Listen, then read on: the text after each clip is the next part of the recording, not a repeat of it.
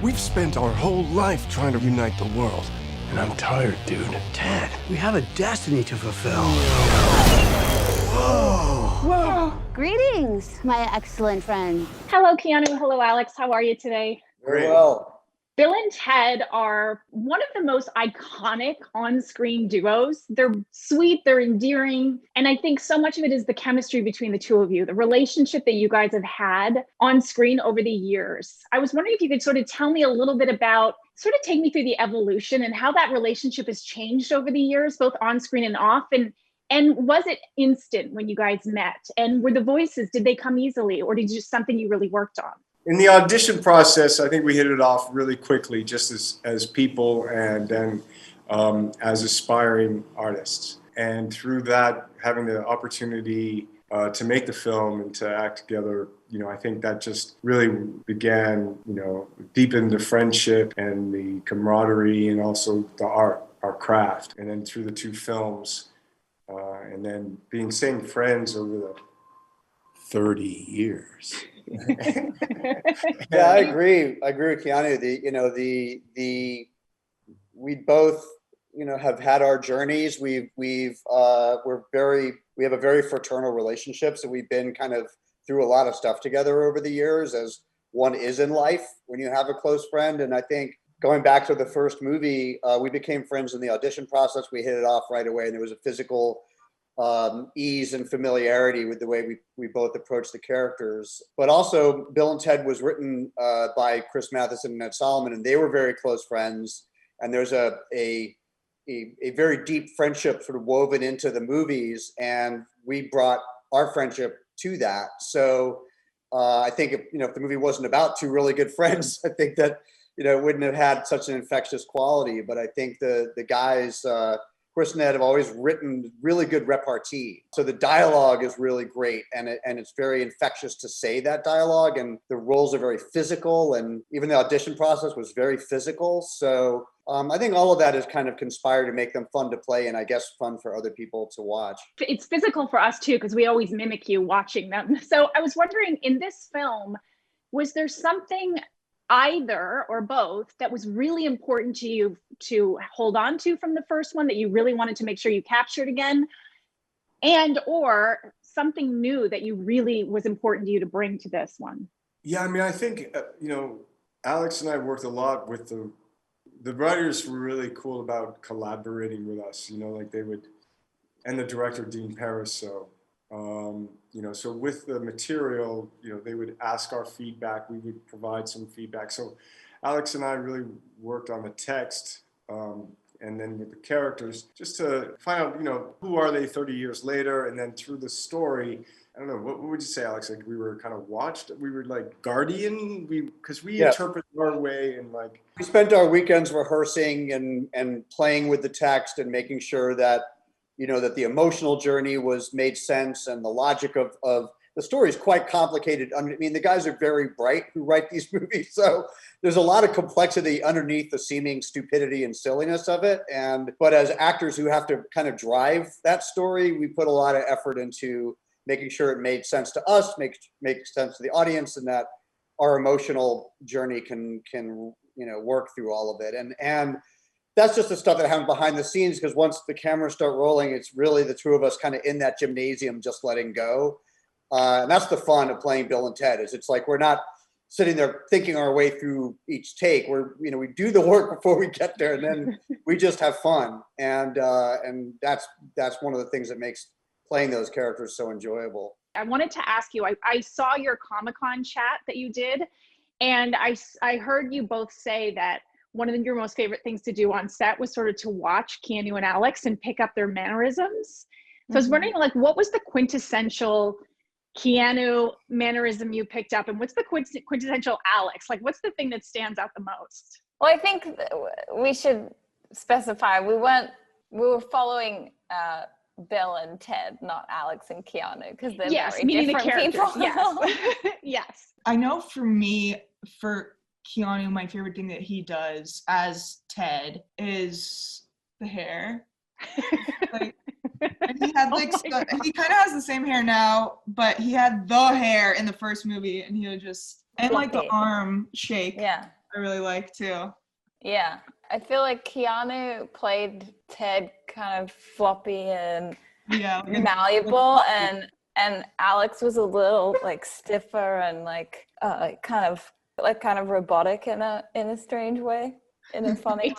So true, because as you're both saying that, I can see it. Like I can see it as you're saying it. So Billy and Thea, how are they similar to Bill and Ted, and how are they different, their personalities? The apple doesn't fall far from the tree, but Billy and Thea, they're geniuses. They're musical wizards. And Bill and Ted, bless them, but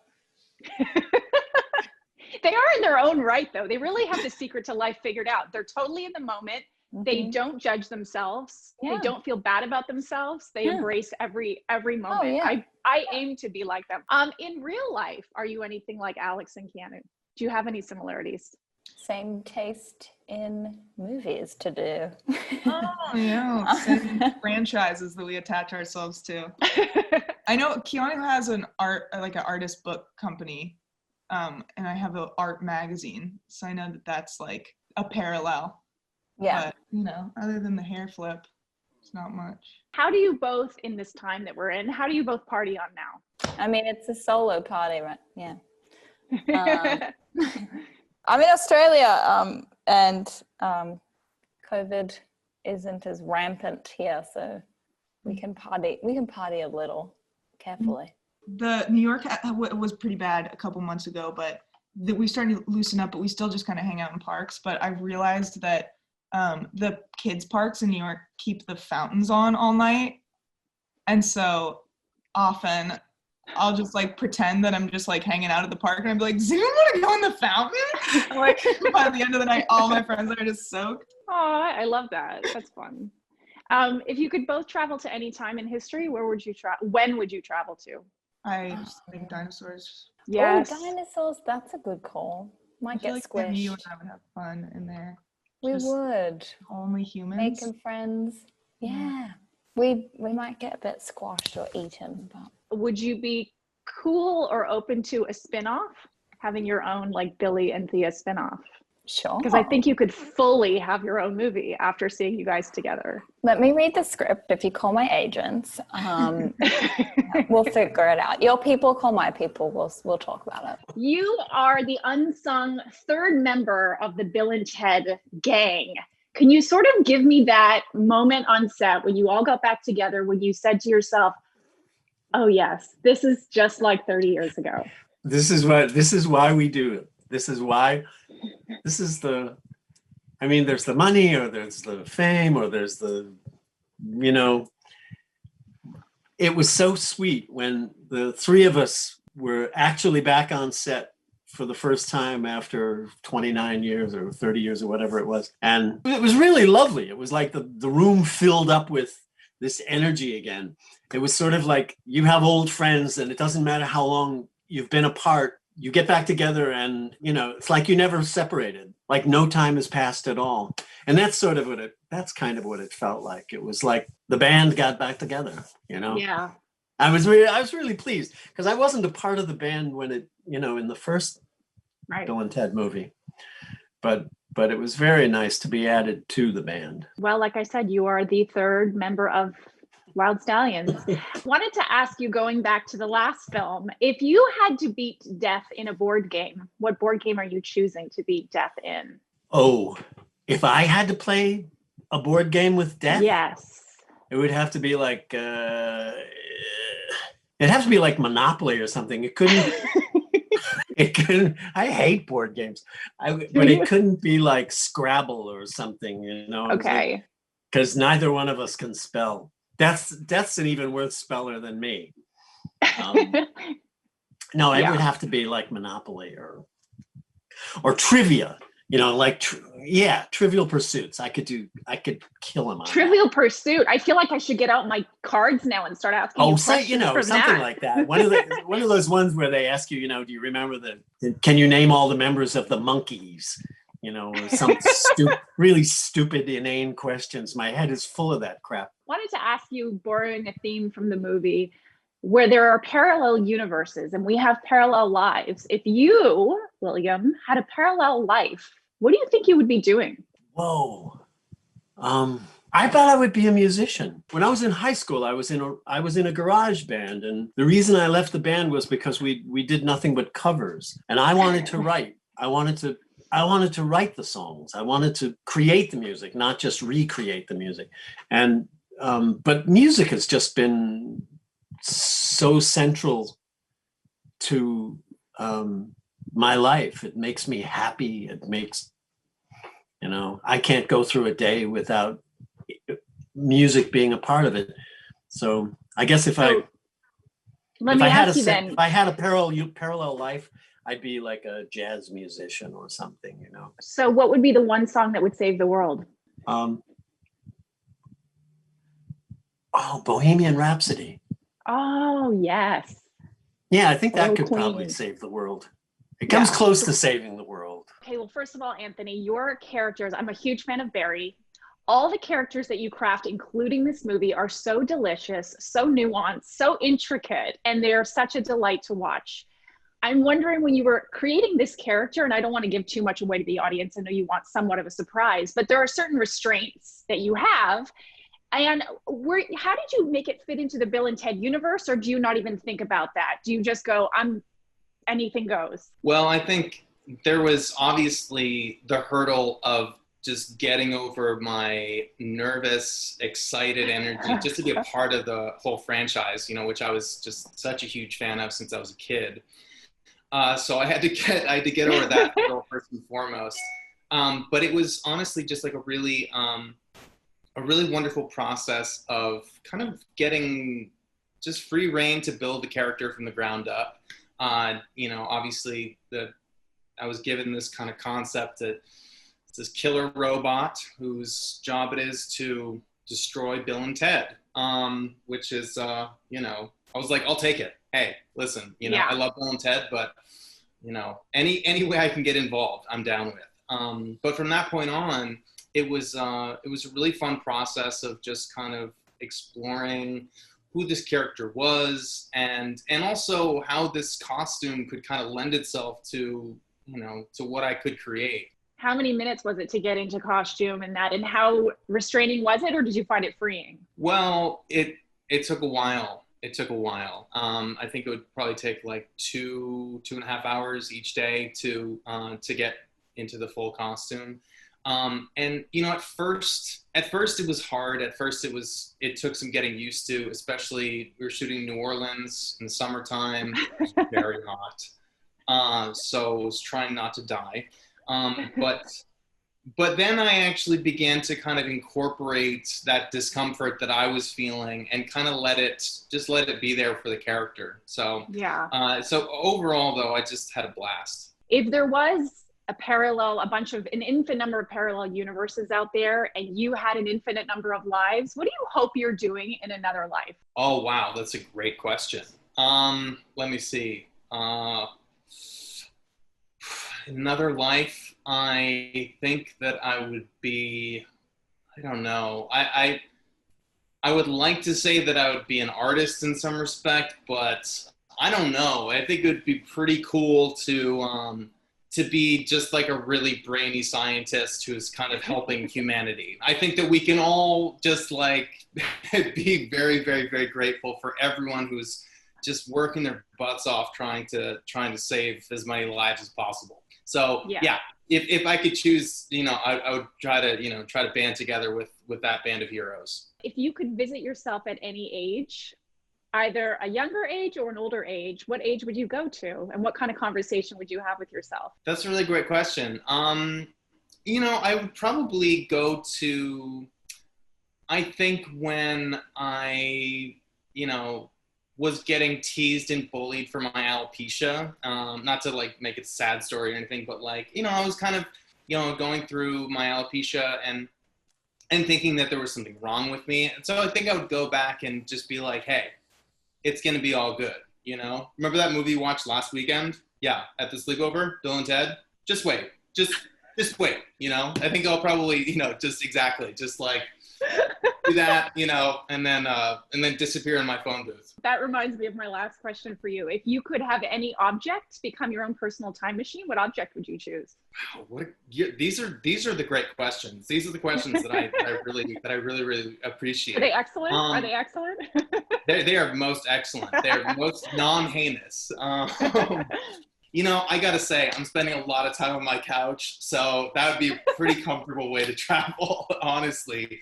I mean, just kind of like grab a little blanket, you know, a couple pillows, and you know, journey across the strands of time. Going back to you're talking about your school days, your younger self, what famous person would you want to help you with your schoolwork? I mean, the typical answer is Einstein, but I feel like I can probably do better than that. I mean, I can do better than Einstein. What am I talking about? I don't know. I think I might just kind of, let's see. I don't know. I think maybe, let's say Joan of Arc, okay? But only if it's played by Jane Wheadland, because Jane Wheadland did play Joan of Arc, and she was in the Go-Go's. So, you know, that would be a pretty fantastic person too. I don't know if she'd help me with my homework so much as just inspire a revolution in the school and just, you know, get everyone to walk out. And save the world. And save the world, exactly. There you go. You're playing the princesses, you know, 30 years later by different people, actresses playing the roles. Can you just bring us up to speed on where the princesses are at now? Very princessy. Really? Still? That's just me on a normal basis. Yeah, they've been getting to know this time period, this location. They've had to get jobs. They've kind of had to be the providers for their family. I mean, they had wild stallions, and then you slowly learn what the fate of wild stallions were. And I think eventually we had to get jobs because we became teachers. So now you're at this, you find both these families and the princesses kind of at this crux of dealing with like what a real long relationship is and the pressures of their husbands saving and uniting the world and what that's done to their marriage and themselves. Just a little thing. It's just a little thing. Just small little things. They are saving the universe and we want to be happy while they're doing it. I kind of believe that this movie could save the universe. Like, you know, there's always the song that saves the universe in this, but I really feel like this is the movie that if everybody could share, could save the universe. I wanted to ask you both, if you could Zoom with any historical figure, who would you Zoom with? I would go talk to Princess Joanna in the year 1256 or whatever, just to see. And if the two princesses were to form a band, you know, we have the Wild Stallions. What would your name be? What would your band name be? Is Aerosmith taken? Wild Stallions, that like the tame tigresses. Yeah. It has to be an alliteration, right? Given at the time that we're in, how do you both feel we can be excellent to each other right now? I think that the rule of a good marriage could apply to all of us right now, since we're all just. It's like just be a little extra nice to the people that are in your sphere every day. It's like that little thing of you know, bring the coffee instead of just coffee's over there. It's just like, I think little kindnesses throughout our day are what makes me feel good in these moments. That's nice. And I think, yeah, just going off of that patience, like for me, I'm constantly doing that thing where you're going 10, 9, 8, 7, 6, like counting down. You have a toddler though. You have a toddler. And I don't know how to go beyond that number, by the way. No, I think having patience for not just people in your house, but for people everywhere. There's a lot of emotions and there's just so much going on. I think patience. First of all, I always like to let people go into movies without knowing too much. So I don't want you to tell me too much about your character, but if you could just tell me your character using like 3 words, just 3 words to describe. Smart. Yes. Very smart.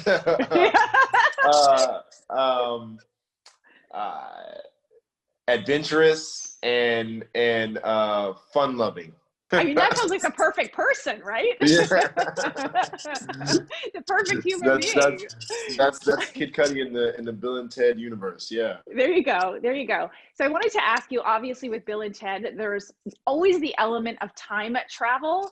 So if you could travel back in time, you could jump into their phone booth and you could go back and collaborate with any musician in history, who would you collaborate with? Well, this is interesting because I kind of just answered this question. No, I gotta be original. I gotta be the first one to ask you this. But I can give you a different answer because multiple. This is multiple different versions. Like for this one, I said I would go back and get Tupac and Biggie before they met. Whoa. And introduce them and make sure that they're friends and that they never beef. Wow. You know, and I was actually saying that that's a movie. You know, so I was like, I'm about to write this and I'm about to pitch it. That's correct. Can I be the producer? Can I get a producer credit, a second producer credit? Yes. I told the other guy, I was like, you get co-writing credit. Okay. Well, hopefully you haven't been asked this question. If you were to go forward into the future, what do you think music is going to sound like in the future? Wow. I mean, this is a question that I asked myself 2009. Wow. When I was working on my debut, I was like, what's the sound going to be like in 10 years? I want to make that, you know? So I think like with this new stuff that I'm working on, it's the same thing. Like, what's the sound going to be like in 10 years?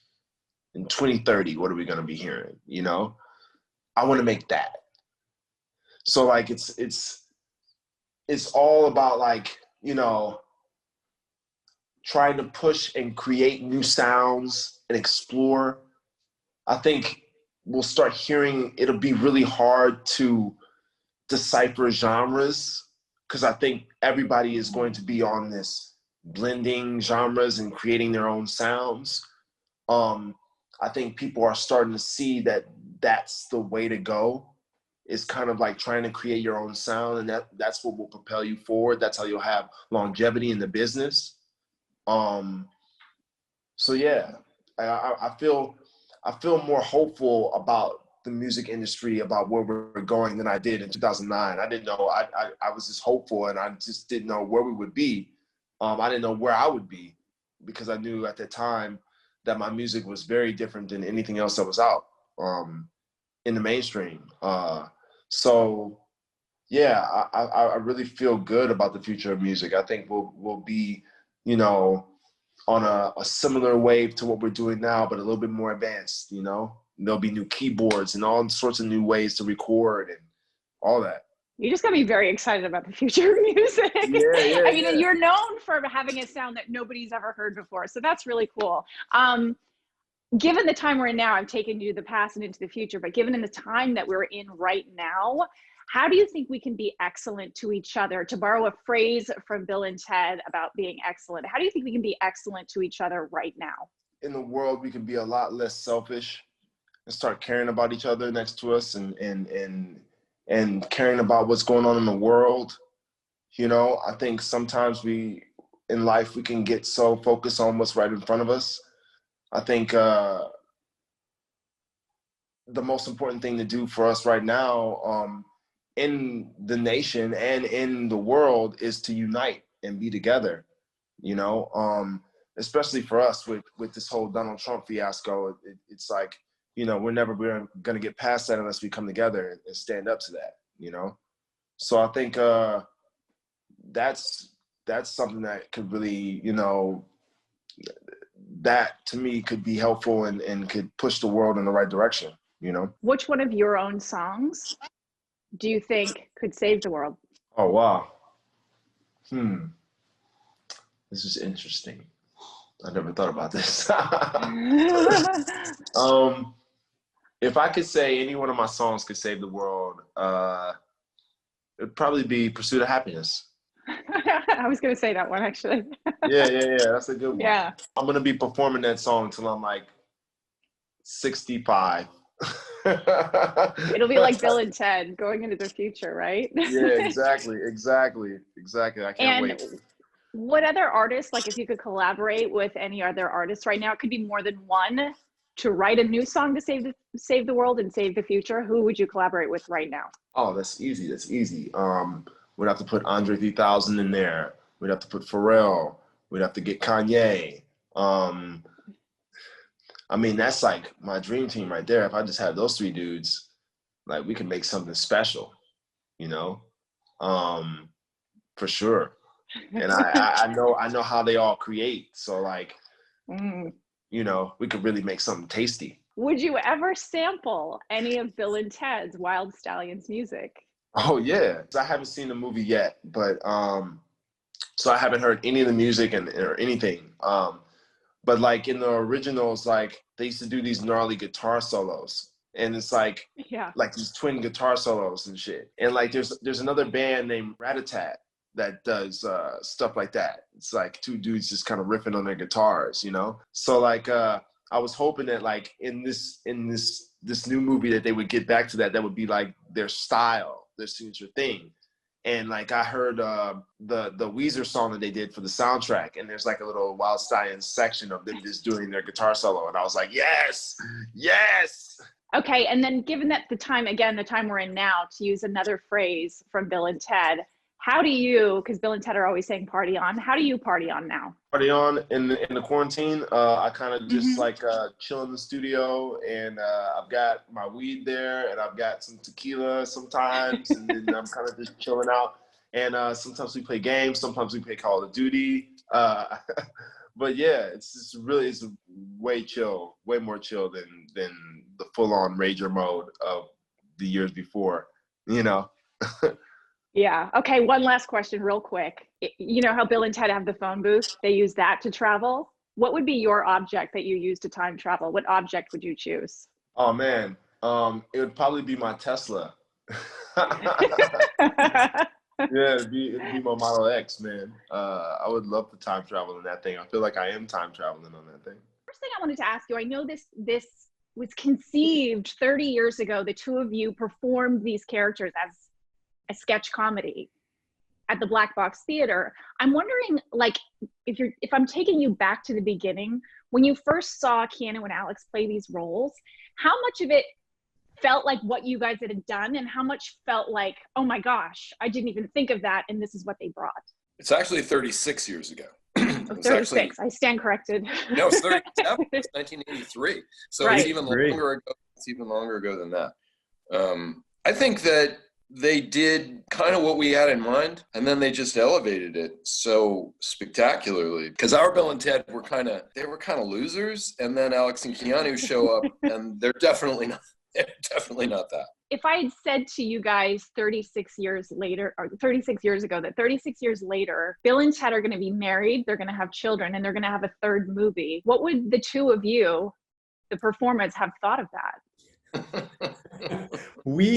I remembered, Chris, do you remember this moment? I think it was at Lake Tahoe when we were outlining the very, very first draft, saying, can you imagine if we're 30 years old and still writing Bill and Ted? We were so wrong, because writing them now turned out to be an incredibly meaningful experience. I for myself, and I mean, I don't speak for Chris, but I think, you know, I'm going to guess it's fair to say it was for you too. Going back into the inner lives of these characters that we created when we were essentially adolescents is remarkable. And if you had told me back then, when we didn't even know if anyone would read the script, that 36 years later, we'd be talking about Bill and Ted with their grown-up daughters and another movie, I would have just laughed. Are there elements, is there anything from the first 2 that either ended up on the cutting room floor that you had ideas for, that you were like, yes, we get to bring it into this 3rd one? I don't think so. You know, there's a lot we learned from the first 2, stuff we learned that was positive and stuff we learned that was negative, that we wanted to try to either avoid or do differently this time. But we never wish we could put something back in that ended up on the cutting room floor. Most stuff ended up on the cutting room floor for good reason. There are things from earlier scripts that in hindsight I wish we had kept, that got cut, and sometimes we cut them because we wanted to please people, or we got notes from a studio and we just had to make changes. Sometimes just bad judgment on our part. Most of the time, bad judgment on our part.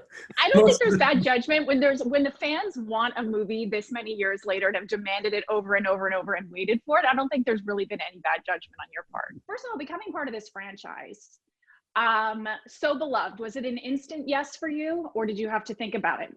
No, it was an instant yes. I mean, I love those characters, and I also love what they sort of represent, and not to mention those two actors who I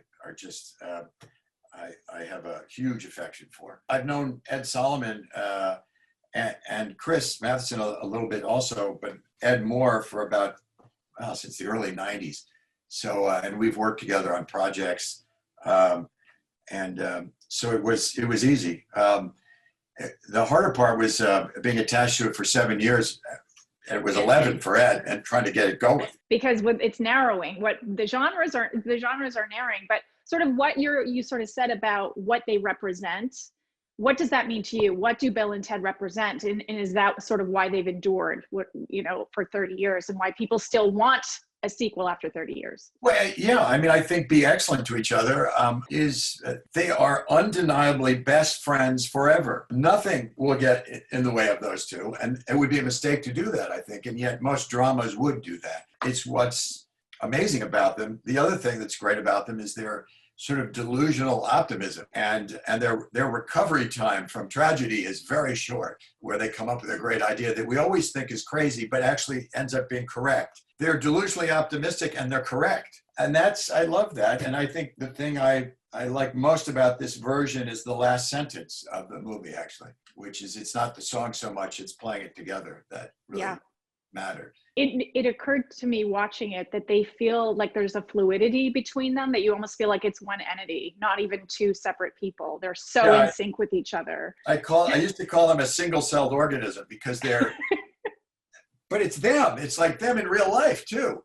I mean, they've been best friends forever, and it's, they work really hard at it. I mean, they're both incredibly talented filmmakers as well as gifted actors. And so, that's them working off one another all the time and rehearsing and really thinking about those characters. I mean, really in the end, all I had to do was watch, an occasional little conducting, but it was great fun, actually, great fun. Well, you had a front row seat, obviously. When you talk about, there's so many people that would love to have that front row seat and sort of watch. When was sort of the first moment? Was it in a meeting? Was it a rehearsal? Because I know they told me as well how much rehearsal goes into being free in the moment on set.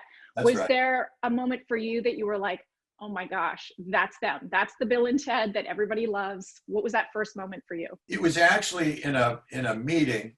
The first meeting we had with a studio, who shall remain nameless.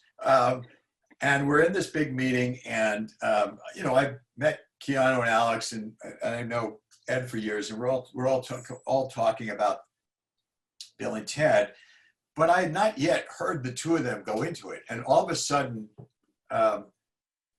they played those voices, and everybody in the room just went, "What?" It's kind of shocking and hysterical at the same time. So, Ed and Chris in college came up with those voices. That's how they talk to each other in those voices. So, but Keanu and Alex definitely took it one step farther.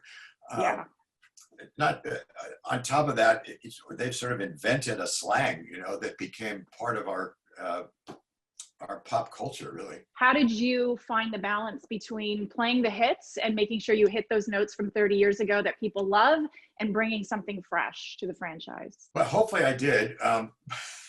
The challenge of this was to contemporize it. The key is to hold on to who they are as people, to hold on to the essence, the character, the friendship, the never give up attitude of those two. But then they're also middle-aged, so I'm adapting to this moment in time. There are very few movies I can think of that had a franchise that was 29 years old and then started another one. So you had to bring it, you had to contemporize it and make it of this time. So maybe it's a little more grounded, a little more absurd. The film language hopefully is a little more sophisticated at this moment in time.